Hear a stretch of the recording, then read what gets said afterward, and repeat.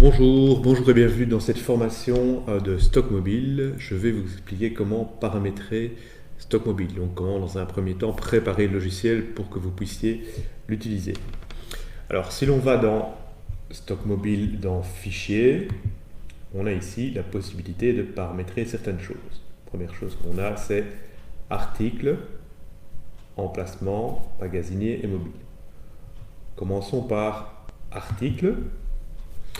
Dans les articles, je vais pouvoir créer des nouveaux articles.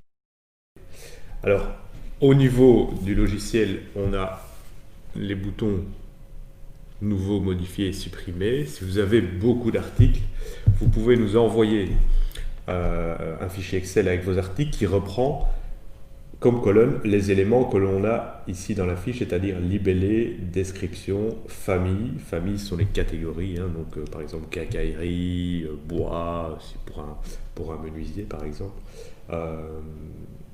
Unité, donc l'unité à laquelle est sorti le matériel, l'article, et la quantité minimum que vous souhaitez garder en stock. À partir d'un fichier Excel, avec ces colonnes-là, on va pouvoir les intégrer pour vous dans stock mobile et donc gagner du temps.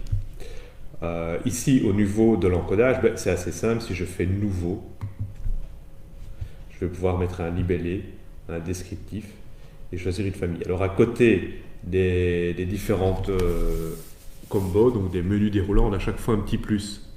Le petit plus permet de faire quoi? Il permet de rajouter des éléments dans cette mini base de données si l'on veut. Donc ici, si je veux rajouter par exemple une perceuse Bosch, je peux mettre son descriptif, perceuse Bosch LT 500. Voilà, et on voit que c'est une 500 watts. La famille, moi j'ai déjà créé des familles. C'est la famille outils. Donc si on veut rajouter une famille, on clique sur plus. Pardon. Et on a la possibilité de venir rajouter des éléments en dessous. Cliquez 2 fois et vous avez le champ qui vous permet. Le champ est libre pour taper un élément dedans. Alors, ici c'est outils, unité, le même principe. Si je veux rajouter petit plus me permet de rajouter boîte, pièce, tube, que sais-je, un carton, ce que vous voulez. Voilà, ici, c'est à la pièce. Quantité minimum, je n'en ai pas besoin ici pour un outil, mais ça peut servir par exemple pour des ampoules, du bois, des vis, des chevilles, pour avoir toujours une quantité minimum. Alors cette quantité minimum, quand je vais la rajouter, elle va apparaître dans mon stock quand je vais rajouter des éléments, ici en fond rouge clair. Ça veut dire que la quantité minimum, quand on regarde à l'écran, est dépassée. Voilà comment rajouter simplement des éléments dans les articles. Je peux modifier un élément, je peux supprimer un élément. Voilà, un peu tout ce qu'on peut faire pour les articles. L'autre chose que l'on va voir dans le paramétrage ici au départ, ça va être les emplacements. Donc les emplacements, je vais pouvoir créer les emplacements, c'est très important puisque c'est grâce à ça que le système va fonctionner. Donc les emplacements, je vais pouvoir sortir un code barre et le mettre sur les endroits. Alors comment créer facilement des emplacements pour votre entrepôt, votre stockage? Divisez l'entrepôt par zone. Donc vous prenez votre entrepôt, vous faites un dessin et vous divisez par zone. Et dans chaque zone, vous allez repérer les étagères, les endroits où vous stockez. Et vous allez, par rapport à chaque étagère, regarder les places, les emplacements. Donc si vous avez des bacs pour mettre des vis ou ce genre de choses, profitez pour remettre de l'ordre dans les zones et surtout de spécifier. Donc pour une zone de mon entrepôt, zone 1, j'aurai par exemple une étagère 1 avec des emplacements de 1 à 30. Voilà, c'est comme ça que ça fonctionne, c'est comme ça que c'est le plus simple pour pouvoir numéroter les emplacements. La même chose pour les véhicules. Donc si vous avez un véhicule, dans les véhicules, vous pouvez segmenter en étagères et emplacements facilement. Alors je vous montre ici comment ça fonctionne dans stock mobile. Donc si je vais dans emplacement, on voit que j'ai créé ici des emplacements, plusieurs emplacements. Alors une fenêtre comme ceci, vous pouvez l'agrandir, la diminuer comme vous voulez. Voilà. Et j'ai créé les emplacements comment? Ben voilà, c'est assez simple, j'ai créé les emplacements en faisant zone 10, E pour étagère, P pour place, place 5. Et je peux comme ça créer facilement tous les emplacements. Donc n'hésitez pas à segmenter l'entrepôt en zones. Dans chaque zone, déterminer les étagères qui existent et pour chaque étagère, le nombre d'emplacements qu'il y a.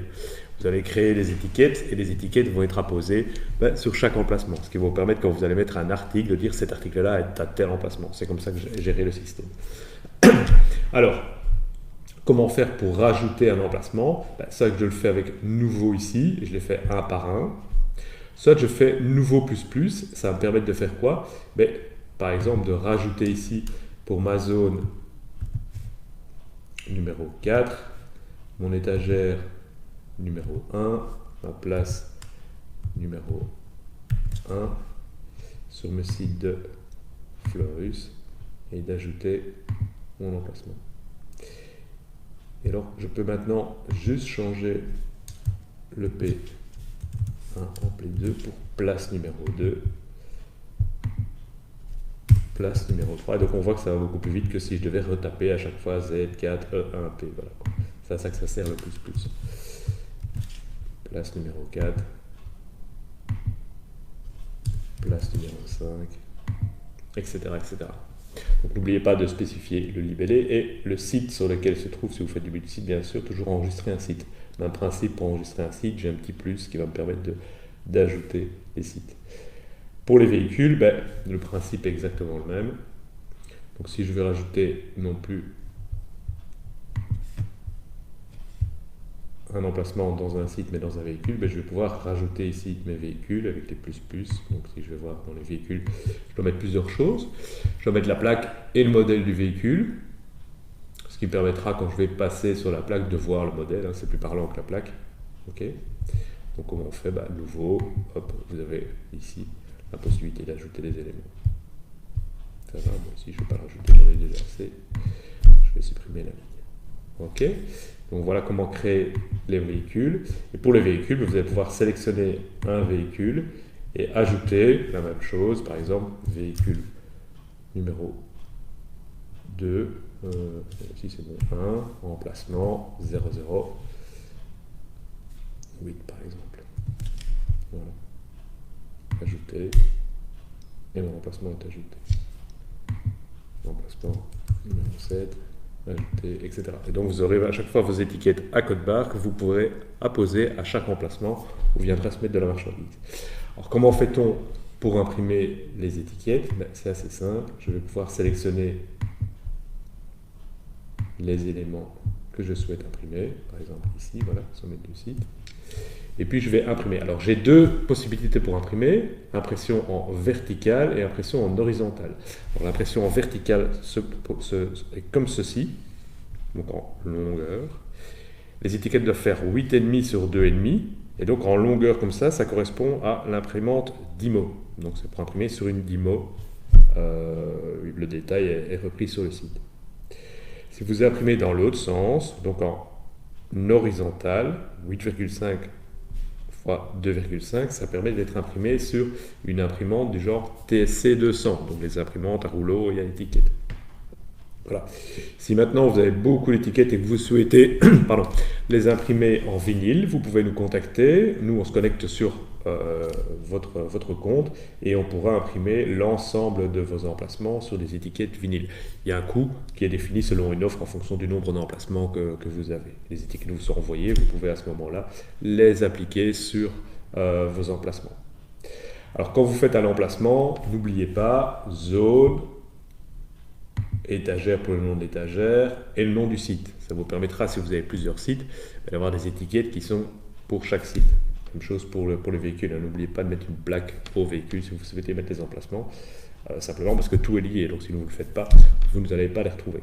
Donc maintenant, si je voulais imprimer les étiquettes ici pour faire des tests sans pour autant avoir une imprimante laser, imprimante à rouleau, je peux quand même, si je veux, imprimer ici de manière horizontale mes étiquettes. Voilà à quoi ça ressemble, l'étiquette. Et si je voulais mettre tout sur une page pour faire des tests et m'amuser un peu, voilà, je peux faire imprimer en PDF, et vous allez voir, il faut tous les mettre sur une page. Voilà à quoi ressemblent les étiquettes d'emplacement. Donc, ce sont les étiquettes que vous allez pouvoir mettre à chaque emplacement. Étiquette de 8 sur 2,5. Voilà pour ce qui est de créer les emplacements. Donc, soit nouveau, quand je fais nouveau, je peux créer un nouvel emplacement un par un, soit je fais nouveau plus, et là je peux ajouter à chaque fois, tac, tac, tac, tac, à partir de ce qui est déjà écrit, un emplacement. Donc, ne pas oublier de choisir un site, ou si on travaille avec des voitures, de choisir une plaque de voiture. Ok, donc voilà pour ce qui est de la création des emplacements. Donc, ces deux éléments importants, les articles évidemment, et les emplacements de l'autre. Comment faire pour créer les magasiniers? Je vais dans la base de données magasinier. Ça va me permettre de créer les magasiniers ici et de leur envoyer une alerte en cas de rupture de stock. Donc, le principe des magasiniers, c'est assez important. Ça permet, si vous avez l'option, de faire valider par le magasinier les sorties de stock qui ont été faites par exemple par les ouvriers. Okay, donc c'est un magasinier qui aura un code et le code pourra être appliqué sur le mobile. C'est une option, donc il faut la demander. Quand l'ouvrier a fait son picking, qu'il a pris des éléments, il doit aller auprès du magasinier qui va dire OK et qui va valider ce qu'il a pris. C'est une sécurité. Donc si vous avez un magasinier qui gère le stock, c'est assez important. Mais outre ce fait, on a aussi l'alerte stock. Donc on a parlé tantôt des quantités minimum. Si la quantité minimum est atteinte, il y a un email qui part vers le magasinier pour lui signaler que la quantité minimum est atteinte, donc il doit recommander la marchandise. Okay. Alors comment ça fonctionne pour créer un magasinier? On va sur le magasinier, on fait nouveau, il suffit de mettre le nom et le prénom, son adresse mail, et alors le code PIN servira justement à valider les sorties de stock des ouvriers. Okay. Alerte stock permet de dire si oui ou non il recevra un email quand mon stock est arrivé au stock minimum. Donc nouveau, et vous devez remplir les champs en fonction. Assez simple. Ça va? Toujours appliquer pour valider, rajouter. Ici, je vais supprimer la ligne puisque je ne vais pas faire l'ajout de magasinier. Donc voilà, magasinier sert à deux choses. D'abord, prévenir les quantités de stock minimum, et la deuxième chose sert à valider les sorties de stock qui ont été faites par exemple par les ouvriers ou d'autres personnes dans le stock.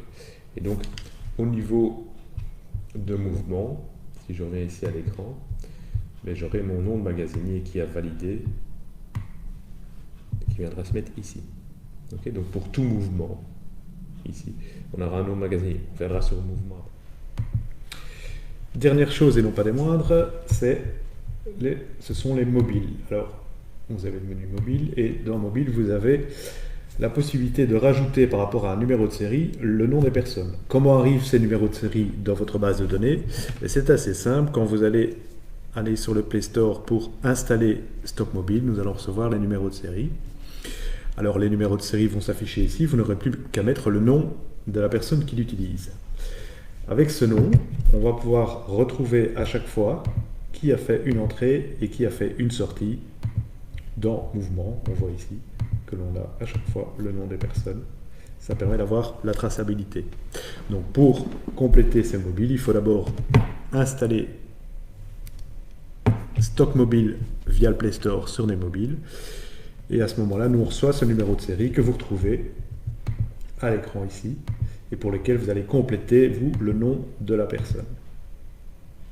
Voilà, c'était la formation sur la partie paramétrage de Stock Mobile. À bientôt pour d'autres formations sur Stock Mobile.